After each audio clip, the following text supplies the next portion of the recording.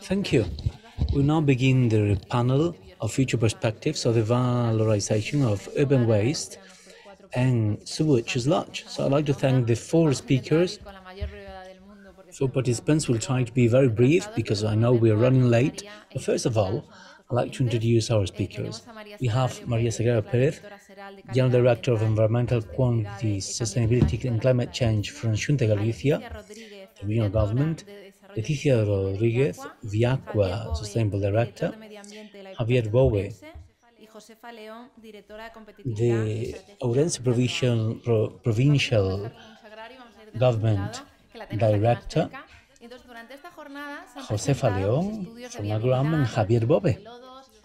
So we've talked about quite a few things to generate, for example, volatile fatty acids, which are high added value products.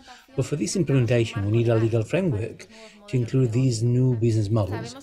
We know we have the Waste Framework European Directive that has been transposed to the Spanish state to establish guidelines for legal aspects, but we'd like to take that to the Galician reality.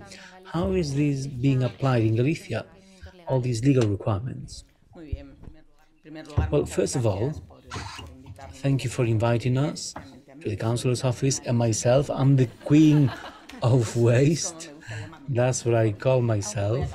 But I'm going to change that denomination after what has been said. And I had actually written some notes, but I think I'm going to change them after what I've heard, because I think that we need to reflect further. I'm quite disruptive myself.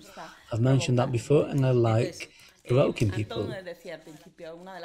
So Anton was saying something at the beginning, and there is a comic deer in Spain called Goma Espuma who said, well, the question is not right. The question is not when to implement, but you were talking about a legislation, a framework. Why does Spain self-impose a registry that is impossible to comply with? That's our current practice. Legislation is created to not comply with it. I'm anti-legislation. Let me say that from the start. You need to solve problems and not establish legal frameworks that you cannot comply with. So on July 1st, 2022, it was impossible to comply with these requirements. And out of the 125 municipalities in Galicia, we need to do that. Maybe 95% were not complying. And I don't think I'm falling short. That's my first thought. We need to be realistic, and we need to have our feet on the ground and advance little by little, step by step, solidly and coherently. Eventually, you're mentioning that we might need to change our language. Well, I do believe that, and I do agree. My daughter is living in Sweden, and this is one of the countries we like looking at, even though they have pros and cons, but children are not taught to bring something or to put something in the waste bin, but they are taught to take it to the recycling bin. So behaviors need to change, but I'm quite old and I'm already a grandmother. And whatever I have not learned so far, I think I'll be able to learn it. And I'd like to invite you to visit Sogama, which is quite relevant. When you get there, it's like, wow, how are we able to generate all this? And that really helps to reflect about how we can avoid generating all this. So you are invited, even though Javier should organize your visit. But from my side, I do invite you as well. So third, everything we're mentioning about this project, and when it's scalable in the real world, requires authorizations, and we need to reflect. I want to reflect on that. You spoke about the regulatory framework, and we will not be able to leave the linear economy if we keep having this regulatory framework.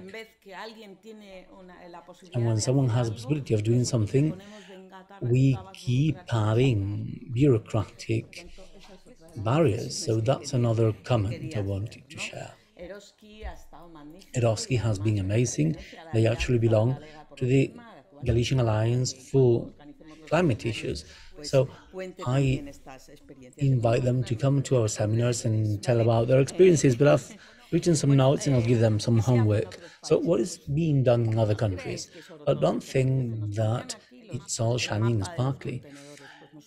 They were showing the container map and we could actually be surprised.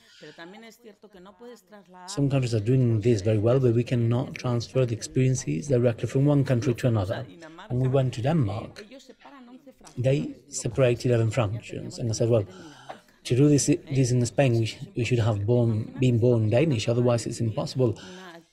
We are thinking of adding a 5th fraction, and people are going mad, so we should be careful. And we should learn and bring it to the cultural context. There are other countries such as the Netherlands that are doing a pilot project to collect everything together again. So it's much more efficient, it's less pollutant, and that's what I wanted to share. There are businesses who depend on 48 million people, like we are in Spain. That's the Spanish population. I don't know that the business case would be okay, but you should just know about it. And I wanted to finish with a thought regarding the legal framework, which is important, but it is not the same thing. What we need is that if we really believe in a transformation of the economy from linear to circular, this cannot be at the environmental department or at the Ministry of Ecological Transition, because there needs to be investment, and the money from my councillor's office is 22 million to buy brown containers. So we need circular economy to be raised, so these kind of projects are supported, and so that we really have money back in it, and so that things work. And that's all from me. That's all I wanted to share. And of course, just to finish, we have 2 plans. I'm going to speak about my institution now, because we have 2 plans planning to be approved: the Municipal Waste Management Plan and the Industrial Waste Management Plan. We are the only autonomous community that has split them. I haven't done it myself, so I can speak about it objectively. And I think it's a great idea, because while municipal waste management, that responsibility is in the municipalities, industrial waste are the competence and responsibility of the region, the autonomous community. And it's quite different to plan directly and to manage directly than depending on others. In both, biowaste is included, as well as the sewage sludge. So from our perspective and our small contribution, I can say that I'm not going to object to the regulations of the circular economy. I'm actually reduce the bureaucratic burden. Thank you. You just spoke about perspectives, and let's hear about an operator's perspective. For a few years, the concept of biofactory has been promoted, and we have the Ourense one as a good example. In the case of a management company such as Viaqua, who does not own the facilities they operate, after seeing the legal framework, which barriers do you find for the potential application of a model of an alternative valorisation line, such as one in ECOVAL, and which incentives or changes could speed up this? And please be brief, because we know you all want to have a snack. We'll have shortly. Thank you. Well, I think that to give a bit of a context, from the whole comprehensive water cycle, treatment plants have a great potential for circular economy, and we're speaking about going beyond treatment. We're speaking about transforming it towards a biofactory that we've spoken about. But basically, we're valorizing all the resources that could be present in these waste currents. And we know about many technologies that we aim to implement, many strategies, but we want to close the loop to apply circular economy in these facilities. The reality is one of the main barriers we find as an operator is that we are dragging some infrastructure deficit regarding water, and that is limiting us. According to a report, we're just devoting a fourth of the needs of our system for its renewal. And obviously, if we do not do this investment, that should not be one-off, it should be sustained in time. And if we don't do it, I don't think we'll be able to implement these circular strategies. That's regarding the investment need. And there's another element, which are the barriers. There are technical barriers, and Ander has mentioned some, and we are working on that. Then the legislative barriers, and I do agree with Sagrario, that's a barrier we need to get over, and the social ones. But for us, it's something quite basic, which are the contract and business models. Currently, they're kept in some regions between public administrations and operators. And there are two milestones here. First, we have the duration of contracts. And contracts with a short duration for an operator, it's hard to switch the focus towards a biofactory model, because biofactory or a normal EDAR, a normal waste water treatment plant, that change is complex. So we need longer contracts where the operator may align investments towards circularity strategies and objectives. And then according to the nature of these contracts, what is rewarded here is that if you consume so much energy or sludge, you recover this or that cost. So you're not rewarding efficiency or implementing circularity measures. And that's difficult to improve and advance on, or at least at the speed required by the resource scarcity context. Here we're just giving a few hints of the improvements we could implement. And here governance is complex, so I think we could improve in governance, in planning, and we must and can invest further and simplify bureaucratic procedures. For example, obtaining the classification of regenerated water is quite difficult, and we need to implement more transparent and finalist rules. You know, whoever pollutes should pay. That's something we can do collaboratively and urgently to get the whole population society to be aware of the real value of water and of all those resources that we get through waste currents. Thank you, Leticia. We're speaking about sewage sludge, and then another resource is the urban biowaste. So, Javier, we've spoken and we've seen on Mentimeter, we've seen that at the end of 2023, it will be compulsory to do selective collection of the organic fraction. So how are you facing this challenge from such a varied province such as Ourense? The population density is very different in different municipalities. And how do you adapt this measure? I know it's a difficult challenge. Tengo 2 minutos, ¿no? And I think I have 2 minutes to respond to all that, right? I know it's a topic that deserves more time, but if we could sum it up, it'd be great.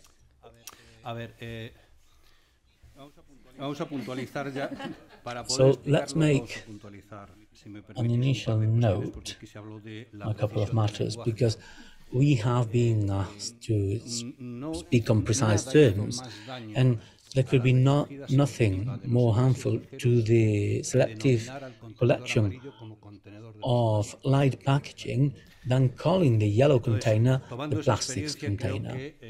So taking into account that experience, we should be precise when we speak. We should speak properly. And the person who opened today's session spoke about the compulsory factor imposed by Europe to implement the 5th container.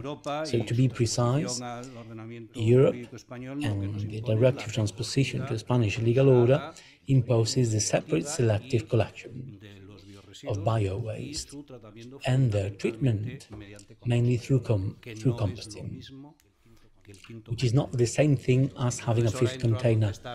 And now I'll answer the part that you're really asking about, which is, how do you see this in a province where the particularity is not the low density of population? and we have many engineers in the room, or chemists, but rather the gap index. In the Spanish state, there are areas with a lower density than our region, Galicia in the northwest, which is in the Spanish average. But towards the inland of the territory, density is half of the population. And that population is totally atomized and scattered through the territory. Unless Ourense city, no other municipalities except for Arua have 15,000 inhabitants. Arua has their whole population in one single municipality. They only have 2 areas with 5 or 10 inhabitants, but the 1,000, 2,000 or 3,000 of each municipality are usually scattered in 80 or 90 areas. And then we have the disseminated areas, which are different. Here we're talking about those centers of population, and that's the particularity of the province that is making management of municipal services quite difficult. Even the management of garbage collection.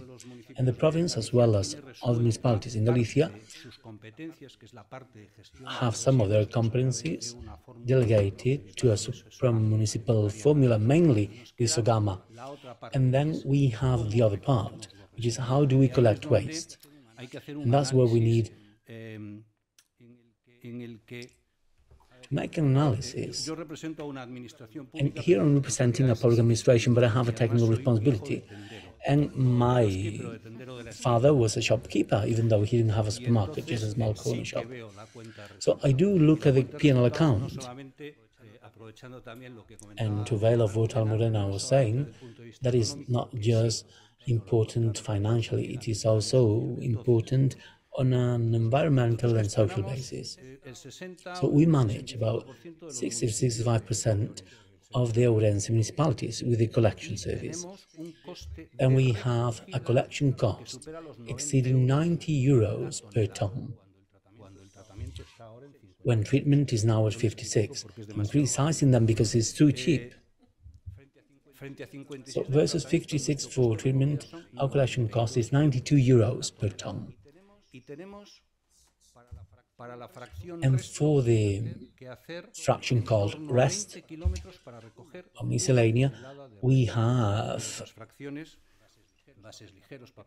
to drive 20 kilometers for a ton, and for car or cardboard, sometimes we need to drive 90 kilometers to get a ton. So if we now need to implement a 5th container, that's an additional collection route. We're speaking about at least duplicating those 20 kilometers per ton that we do now for the miscellanea fraction, with costs around 4 euros per kilometer. And versus that, regarding how cheap Sogama is, and even though we might include other things, if we know how to implement it, we'd have 56 plus about 12, and that's about 68 euros for treating the green container. Versus that, 48 to 50 for the organic matter container. I'm not even saving 20 euros in treating the waste. And with those 22 euros, I cannot afford to collect a 5th line. And that leads to thinking that only wherever you have a high rate of organic matter production, and we have roots, because apart from the dispersion, our population is quite rural, mainly rural, so we have intermunicipal collection routes with a percentage of organic matter in its weight. In that route does not reach 10%, we're speaking about 6 or 7%. Is it really interesting to take away those amounts of organic matter from the container?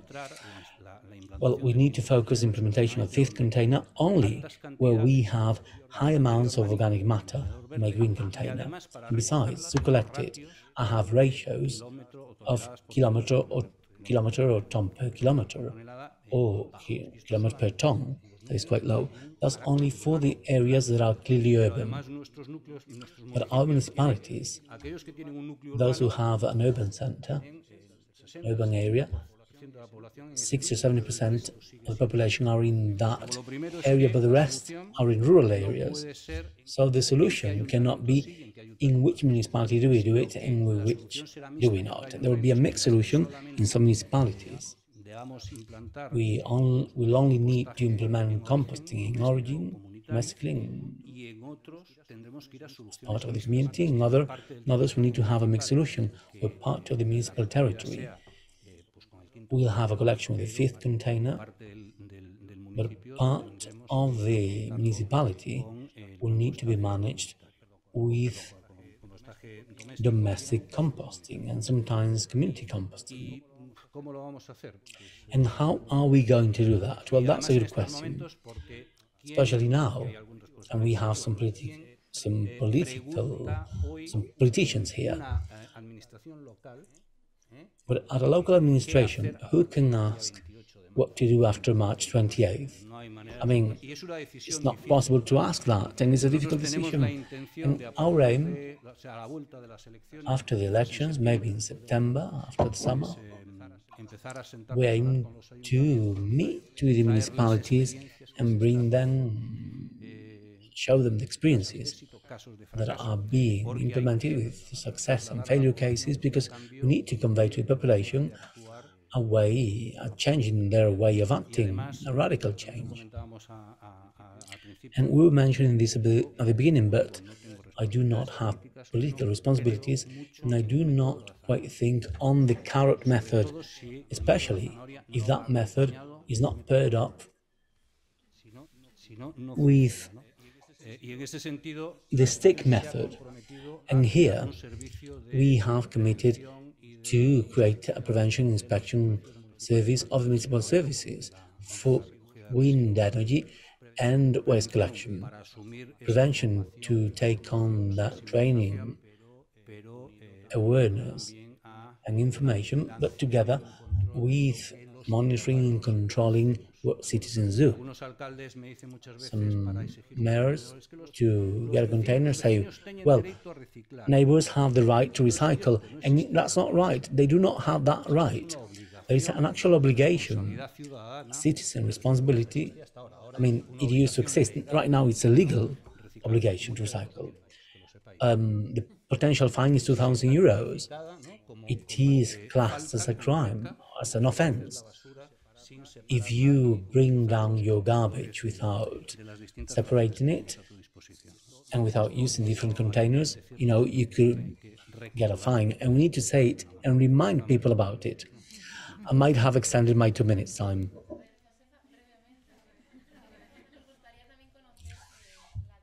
We'd like to know about the vision of a manager, of a waste manager.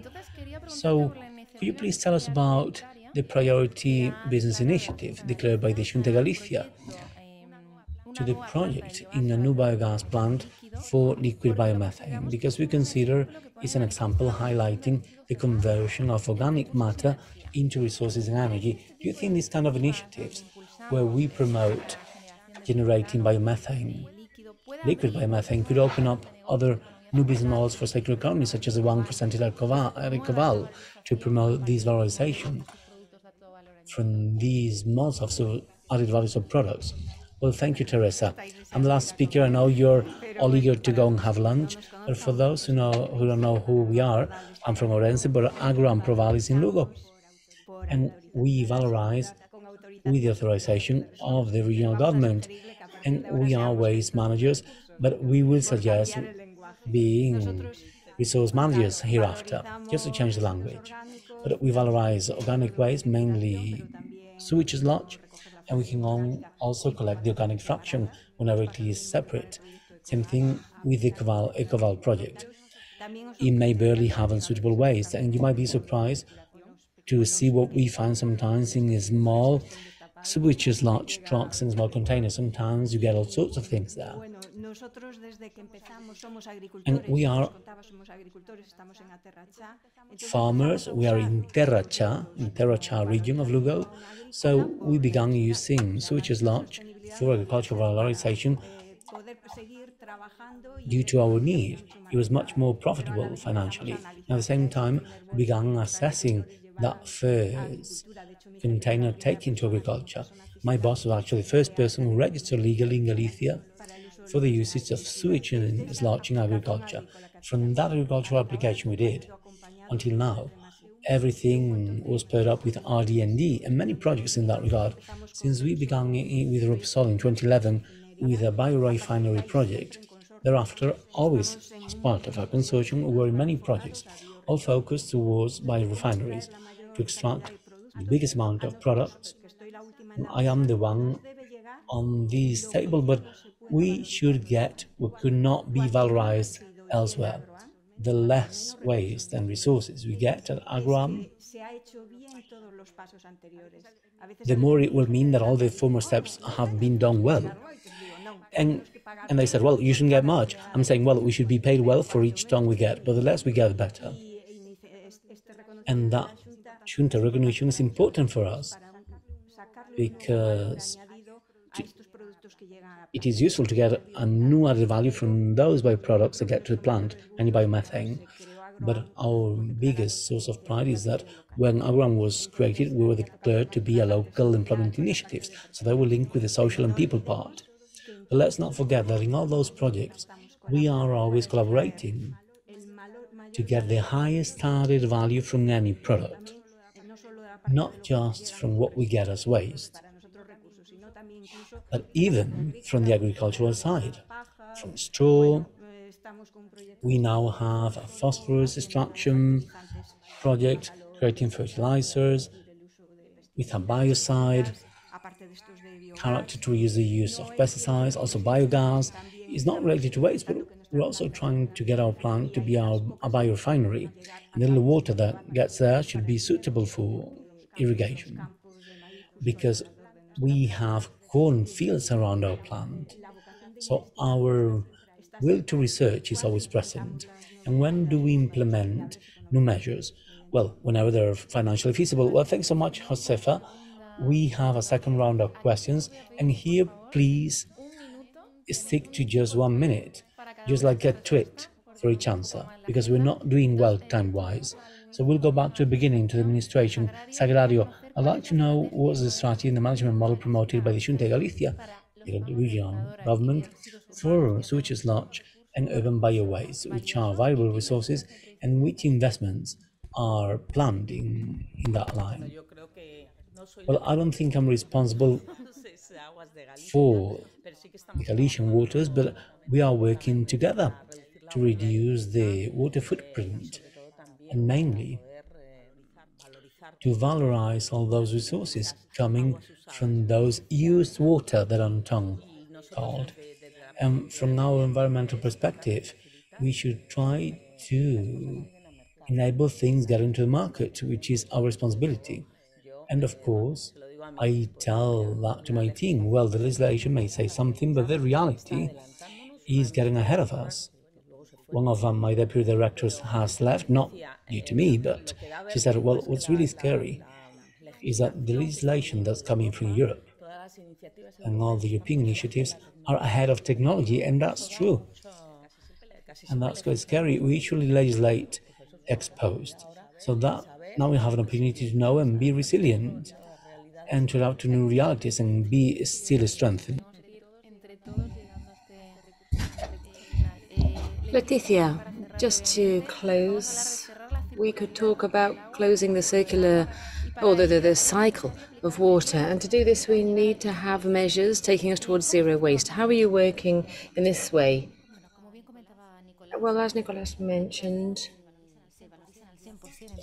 we use in Viaqua, we use the treatment 100%, but we still have a small fraction which is not valorized and goes to landfill. And this is a concern as an operator and in Viaqua and as a group to see how we could make the most of its thermal power, calorific power. In technical terms, this is possible. It can be done in energy terms, but obviously we have to look at this as an industrial waste, and it cannot be used, for example, in all installations.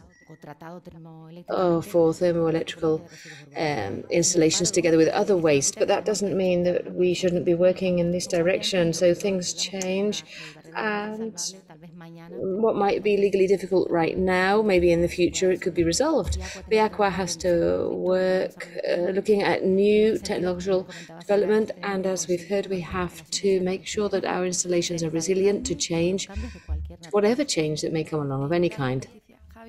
Javier, although there are some people here that don't really believe in public awareness, I think Ángela de Feuga talked about a lot of initiatives carried out by ECOVAL, and I'd like to hear about your perspective. How can we make people more aware about the need to contribute to the selective collection of waste in order for it to be successful? Because if we don't work on this value chain, we won't be able to close the cycle.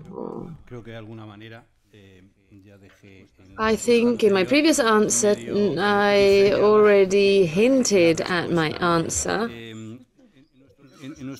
In our case, it's complicated. It's complicated because, first of all, the closest administrative body is the council, and the relationship between the political players and the citizens in these small areas is a very close relationship, and sometimes the decisions have to be taken away from the council, and above all if we talk about the provincial council, above all when it comes to sanctions and inspection. But it's true that this idea of using the stick is not the solution. It has to be accompanied by information, sufficient and constant information.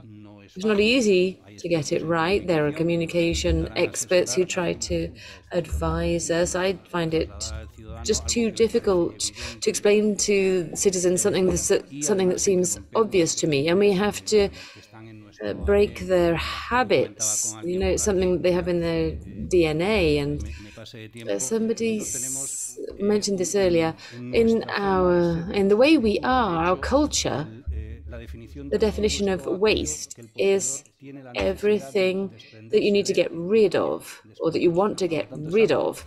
So basically it's an idea of getting rid of it as quickly as possible. And the first handbook for waste treatment, in that Moses says, at night you will leave the camp, you will go far away, you will relieve yourself far away, and that is the mentality that we have had.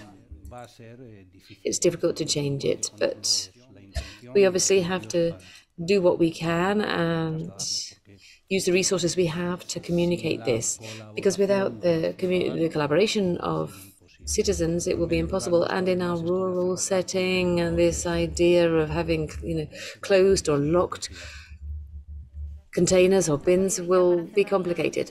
Okay, Josefa, to finish, we've seen an example of how we can produce volatile fatty acids using sewage, sludge and biowaste.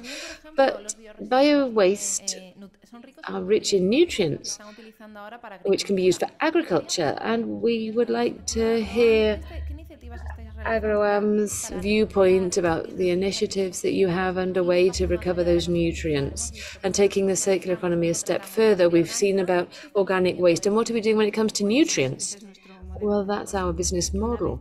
Once they've been treated in the plant, since 2012, due to the decree that we've heard about, we don't have direct application. It's very complicated, and this has been a step back. It involves more emissions. Our process is not the more sustainable one, but all of the resources that we gather reach the plant. But we don't do compost in our case. We have a stabilization, reactive stabilization process, and then it's taken to farmers. Since we are farmers and we are talking about 5,000 hectares, in addition to our 400 hectares of our own with different crops, we always carry out agroeconomic valorisation. Everything that enters into Agroamb, apart from the unsuitable products or waste such as cartons, which go elsewhere, then everything else is taken to agriculture in different formulae. Sometimes the sludge may have a particular micronutrient, and there's exhaustive legislation, which Nico mentioned. Nothing can be accepted if it doesn't meet the entry requirements, and they give us a good result. And we have a lot of clients in Castilla y León.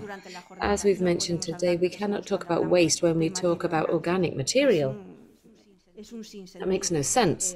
They're very rich in organic materials. We're in a Mediterranean country, although in our region it's not so necessary. But I mean, what we can contribute in organic matter is an enhancement for the soil in itself, but we collaborate with other companies. Depending on the formula, we might be talking about sulfur or whatever it is that they need, and it gives very good results.